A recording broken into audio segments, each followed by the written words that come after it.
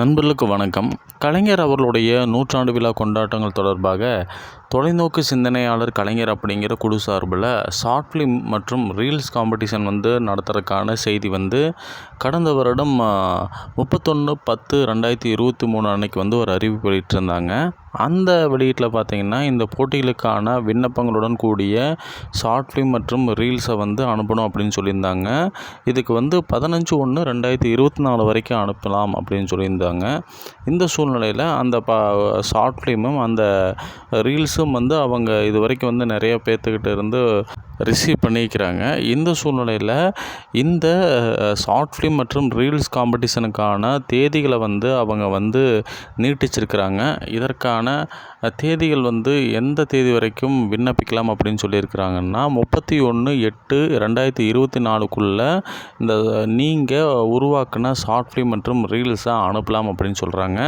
இதில் நீங்கள் short film மற்றும் ரீல்ஸ் எப்படி எடுக்கணும், எந்த தலைப்பில் எடுக்கணும் அப்படிங்கிறதையும், அதே மாதிரி இதற்கான வழிகாட்டு நெறிமுறைகள் என்ன அப்படிங்கிறதையும் இந்த காணொலியில் முழுசாக பார்க்கலாம். அதுக்கு முன்னாடி நீங்கள் டிஎன் செய்தி குறிப்பு சேனலை சப்ஸ்கிரைப் பண்ணலைன்னா மறக்காமல் சப்ஸ்கிரைப் பண்ணிக்கங்க.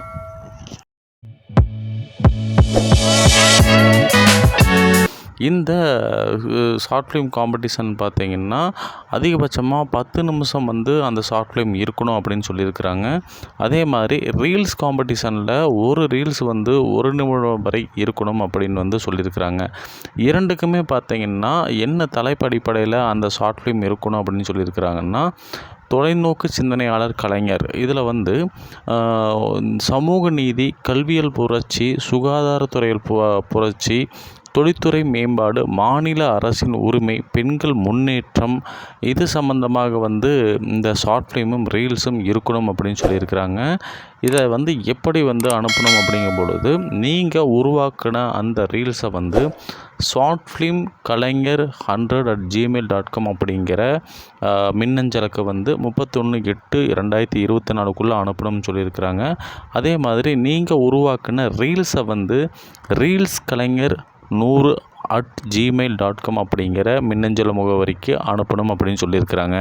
இதற்கான வழிகாட்டி நெறிமுறைகள் என்ன அப்படிங்கிறதையும் நம்ம தொடர்ந்து பார்க்கலாம். இந்த ஷார்ட் ஃபிலிம் காம்படிஷனுக்கு இந்திய குடிமகன் யார் வேணால் விண்ணப்பிக்கலாம் அப்படின்னு சொல்லியிருக்கிறாங்க. ஒவ்வொரு விண்ணப்பத்திற்கும் ஒரு படம் மட்டுமே சமர்ப்பிக்கணும் அப்படின்னு சொல்லியிருக்கிறாங்க. இதற்கான நுழைவு கட்டணம் எதுவும் இல்லைன்னு சொல்லியிருக்கிறாங்க. அதே மாதிரி படத்தோட மைய கருத்தை பற்றி நம்ம ஏற்கனவே சொல்லியிருந்தோம். அந்த இதில் இருந்து இந்த ஷார்ட் ஃபிலிம் உருவாக்கணும். அதே மாதிரி படத்துடைய மொழி தமிழ் மொழியில் இருக்கணும். படத்துடைய கால அளவு அதிகபட்சம் 10 நிமிடங்கள் ஓடக்கூடியதாக இருக்கணும். இந்த திரைப்படத்துடைய வடிவம் MP4 ஃபார்மெட்டு, ஃபுல் ஹெச்டி, அதாவது 1080p அந்த அளவில் இருக்கணும். கேமரா அல்லது வேறு சாதனங்கள் மூலமாக எடுக்கலாம் அப்படின்னு சொல்லியிருக்கிறாங்க. குறும்படத்துடைய அளவு 2 GB மேலே இருக்கக்கூடாது அப்படின்னு சொல்லியிருக்கிறாங்க. குறும்படத்துடைய தயாரிப்பாளர், எழுத்தாளர் மற்றும் இயக்குனருடைய பெயர்கள் இடம்பெற்று இருக்க வேண்டும் அப்படின்னு சொல்கிறாங்க. தேர்ந்தெடுக்கக்கூடிய சிறந்த குறும்படத்துக்கு முதல் பரிசு 2 லட்சம், இரண்டாம் பரிசு 1.5 லட்சம், மூன்றாம் பரிசு 1 லட்சம் வழங்கப்படும் அப்படின்னு அறிவிக்கிறாங்க. ஷார்ட் ஃபிலிம் எடுத்தவங்க ஷார்ட் ஃபிலிம் கலைஞர் 100@gmail.com முகவரிக்கு அனுப்பும் பொழுது கலைஞர் ஷார்ட் ஃபிலிம் அவார்ட் 2023 அப்படிங்கிற சப்ஜெக்டில் அனுப்பணும் அப்படின்னு சொல்லியிருக்கிறாங்க. பெரிய அளவிலான குறும்படத்தை கூகுள் டிரைவில் வச்சு அனுப்பலாம் அப்படின்னு சொல்லியிருக்கிறாங்க. விண்ணப்பதாரர்கள் விண்ணப்பத்தோட உறுதிமொழியும் அளிக்கணும் அப்படின்னு சொல்லியிருக்கிறாங்க. வெற்றி பெறும் குறும்படங்களில் சமூக ஊடகங்களை பதிவேற்ற அரசுக்கு உரிமை இருக்குது அப்படிங்கிறதையும் சொல்லியிருக்கிறாங்க. முழுமையடையாத விண்ணப்பங்கள் உள்ளீடுகள் அனுமதிக்கப்படாது அப்படிங்கிற தகவலையும் உறுதிப்படுத்தியிருக்கிறாங்க.